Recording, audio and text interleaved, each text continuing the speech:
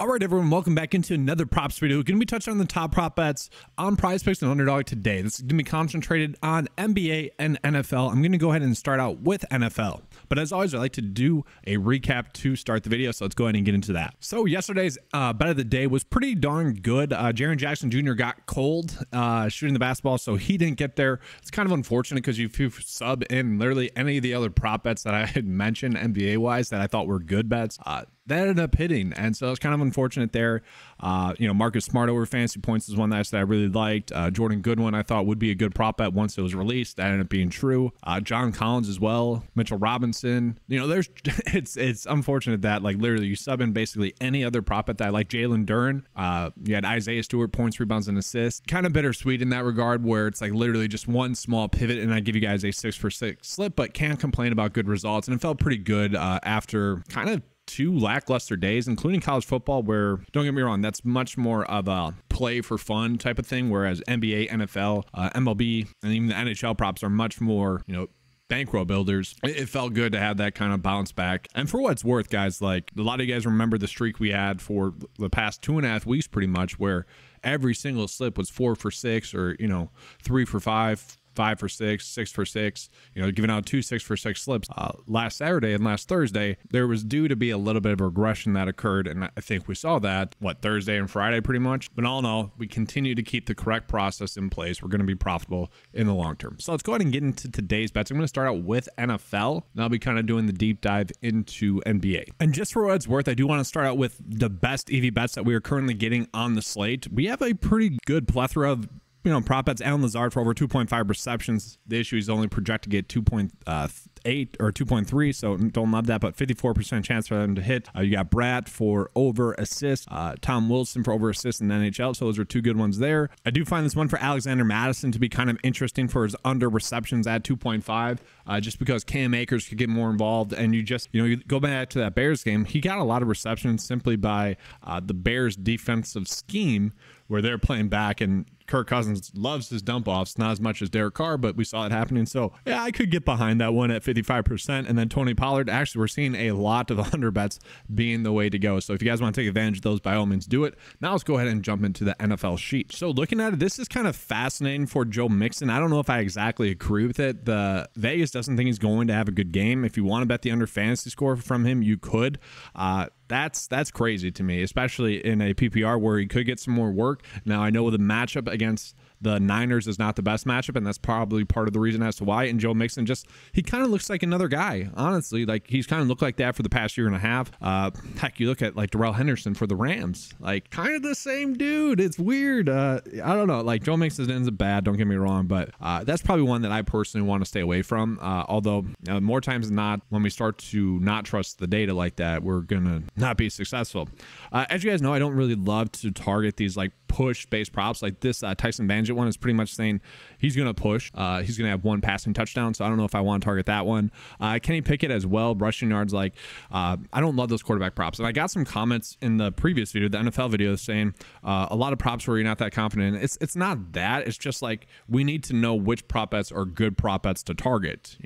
These quarterback-based props where they're rushing props or passing touchdown props. I don't particularly like to target the rushing quarterback props because it's a little bit fluky, especially for some of these quarterbacks. Now, we do see a 2-yard difference there for Kenny Pickett, and that's why that's a good prop. And then passing touchdowns, these are ones that are being valued as pushes, and I personally don't love to target those too much. But now we get into some really good props. We got Rice for over 9.5 fantasy points, and my biggest issue with Rice is I don't know if we can lock in his snap counts just yet. He did see about 60% though last week, so if that trend continues where he starts to see more and more snaps, then it's something I think we should pay attention to. Now, is Hardman going to get more work? That's kind of my worry. We did see Justin Watson was out last week, and he is going to be back healthy this week. He'd actually led them in receiving yards for receivers up until that point. So it wouldn't be shocking if we see the snap counts go more towards that about 40 to 50% for everyone. But maybe they found something in that kind of core. MVS stretching the field again, Sky Moore kind of playing the role that everyone thought at the beginning of the year, and then Rice kind of developing into kind of their receiver number one. I don't love that, but at the same time, he has been a consistent producer, and he has finally started to show it on film the last 2 weeks, whereas it seemed like prior to that, he was getting a little bit too much hype given what he had shown on film. So definitely could run with that one if you guys want to. We have Mostert as well. I like this one a lot. We can see Underdog has it set at 13. The projection data has it set at 14.9, and Vegas is favoring the over pretty heavily at 12. And we look at the snaps for Mostert, only 52 in that last game. It was kind of a different game where they weren't able to run the football that much, so he was kind of getting spelled a little bit more. We did see Ingold get a decent amount of snaps at 25, but also that's not too much for him because there are games where they're using him as a lead blocker for Mostert, or kind of a backside blocker for Mostert runs, or any RB runs. And so that's kind of a tell to me that they weren't really trying to rush the football, and the data would suggest that as well. This is going to be a matchup where they should be able to rush the football a little bit more in this game. So I do think Mostert should be in for a bounce back game. And if we look at it, guys, he had 9 carries in that game and had 45 yards. Like, they figured it out in the second half. And this is a game where they're supposed to be ahead in. And so I do think there's a good chance where he scores a touchdown, but also gets involved in the passing game a little bit more. Like, he should be in for a bounce back spot. From there, Calvin Ridley is one of the better over fantasy score props. I know it's tough to trust them, but you'd also suggest that he is due for a good game. George Kittle and Brandon Ayuk are both targets for over fantasy points, and I love the fact that we can now stack that with Brock Purdy, maybe over fantasy score as well. We do know that with Deebo Samuel out, they're going to funnel their targets a little bit more to those two. We did see Juwan Jennings in yesterday's video as a good over receiving yards prop. That has since been corrected, and now we're getting into the spots where we're not getting as many great EV bets. We do see you could be potentially looking at under 4 receptions for DK Metcalf. Like, these are all fine. These are all fine, like, EV based bets that you can make. If one of these stands out to you while I'm scrolling, by all means go ahead and make that. We did see Alan Lazard at over 2.5 receptions is a very strong EV bet there as well. Deontay Johnson, you could do over fantasy score. Jake Ferguson, I do expect him to have a better game. He was kind of an afterthought in the last game. Jalen Waddle, a little bit appealing there. We could see the Patriots really try to sell out to stop Tyreek Hill, and so Jalen Waddle would be one of those players that benefits. Kadarius Toney, that's a weird one. Tank Dell coming back healthy.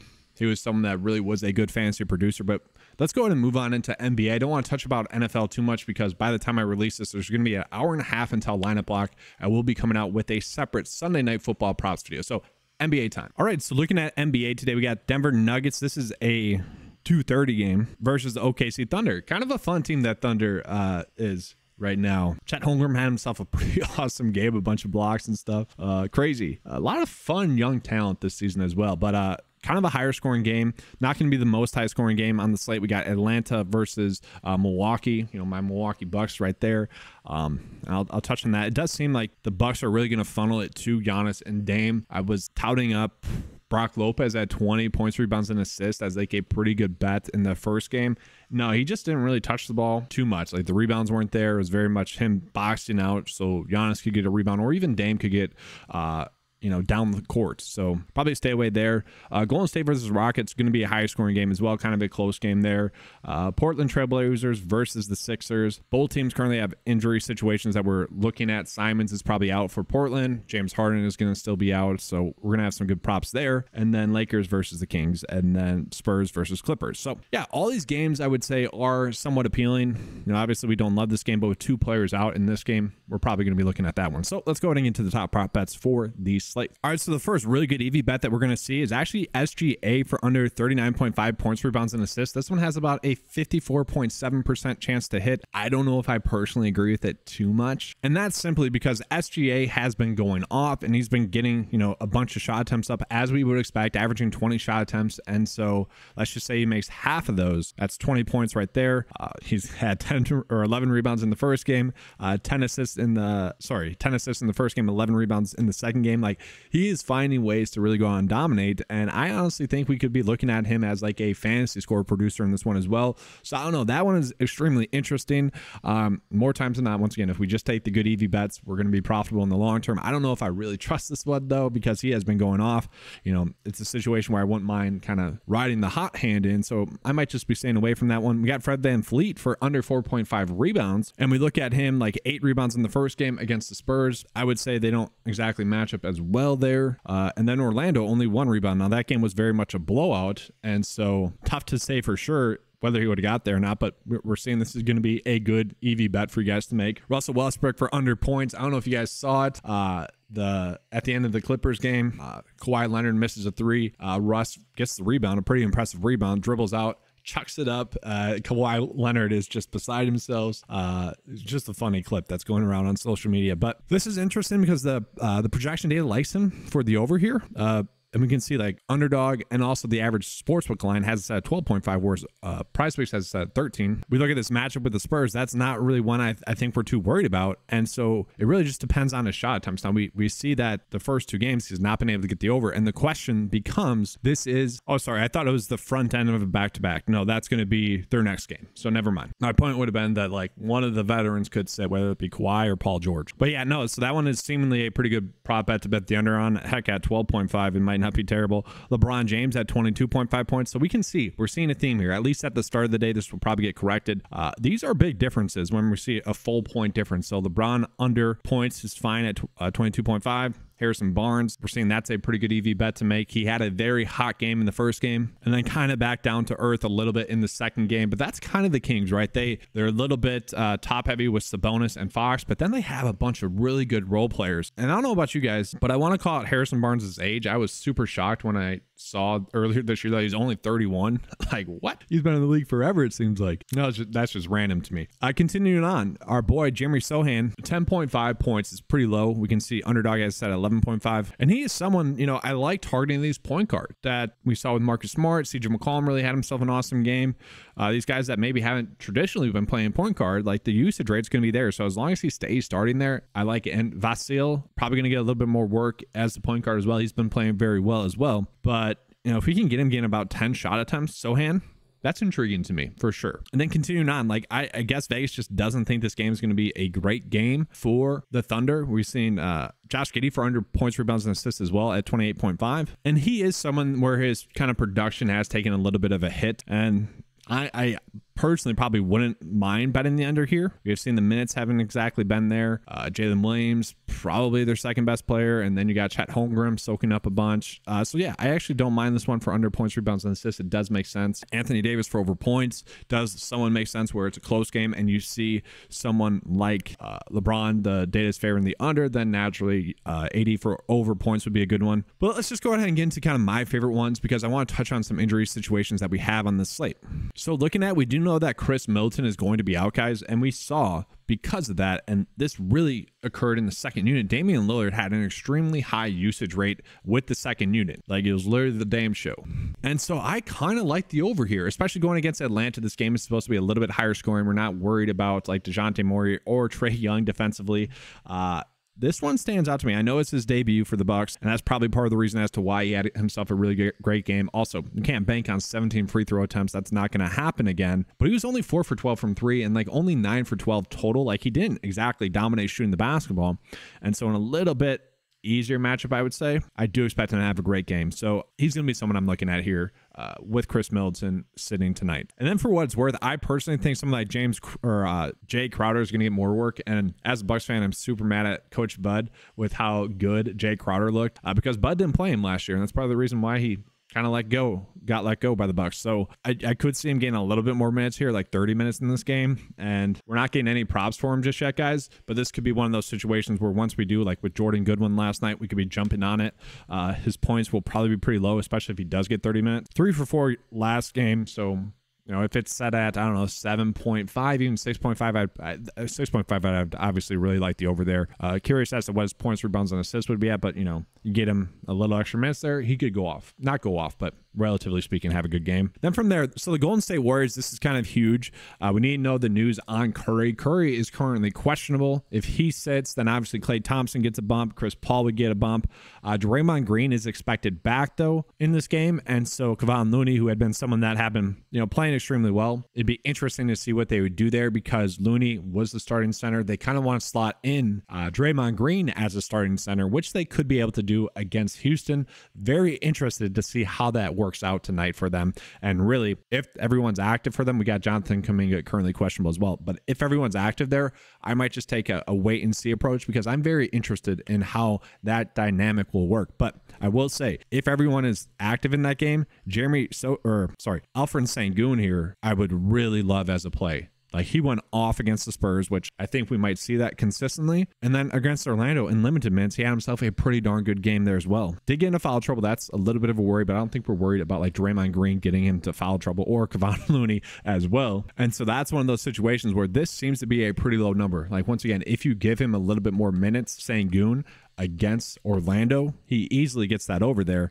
And so that's kind of a prop bet that I think we should be looking at there as well. Now, the issue with some of these prop bets I'm recommending is the data doesn't exactly agree with it. And now it might adjust throughout the day, but that's kind of the tough part about early season NBA DFS. So Anthony Simons is out for the Portland Trailblazers. And we did see that led to Malcolm Brogdon getting 30 minutes in this game, who Malcolm Brogdon, just a very solid NBA player. And we know that they don't want to give him that many minutes, but 30 minutes is not too much, just given how like he's injury prone, but we're not getting any prop bets for him just yet. I am very interested where those lines will come out because he is someone I'd probably want to be looking at. I feel like he gets a huge bump with the mount.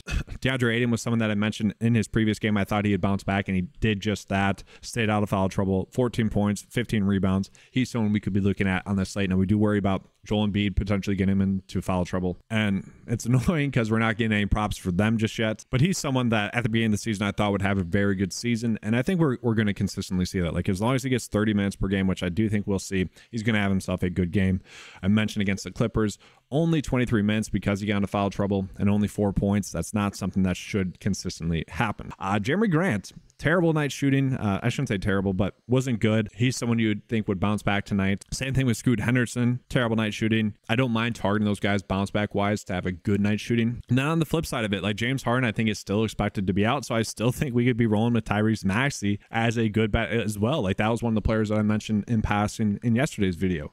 Like, his points, rebounds, and assists have been super low considering his per 36 production last year with Harden off the court. And what the heck? I'm so annoyed right now because we're not getting that prop bet either. But if it's still at like 31.5 or 31 or 30.5, I think we want to bet the over there because this is a very good matchup for Maxey as well. Oh, this is frustrating. I don't know if it's like an NFL thing for them because, you know, obviously NFL's going. Looking at the Lakers, not too much injury wise. We already saw some of the good prop bets we could be on. D'Angelo Russell is someone that hasn't had exactly a great night shooting just yet. 1 for 7 from 3, 6 for 12, but he has been putting up some numbers, especially points, rebounds, and assist wise. And so I know he hasn't gotten the over here just yet for his points, rebounds, and assists, but if he has even a slightly better night shooting, especially against this Kings matchup, which is supposed to be a little bit higher scoring, then I like the over there. Like, he's due to have a good night shooting here, and so maybe you could do points as well, but I'd rather do points, rebounds, and assists there for Russell. And then for the Kings, they do really spread out their production. Sabonis could easily go off, don't get me wrong, but I don't know. I don't really want to touch those too much. And then for the Spurs, fun team the Spurs are, and we're not exactly getting a lot of prop bets for them, but the ones that we are getting, like Zach Collins for 23.5 points, rebounds, and assists, potentially intriguing. I think he's a better fantasy score prop bet. Like, if this is set at 26.5, bet the over. At 27, I still probably would bet the over because he's someone that does get it done everywhere. Okay, and if we look at Zach Collins, guys, he hasn't like dominated just yet, but look at this: 4 steals, 2 blocks. Like, he's always checking the boxes stat wise. Like, he can fill up the stat sheet, whether it's assists, rebounds. Like, he is a good producer. And heck, it felt like last game against Houston he had himself a bad game, but he's someone I think we can just bank on night in and night out, especially if he's gonna get, this game went to OT, don't get me wrong, but if he's still gonna get 36 minutes or so, that's something I like.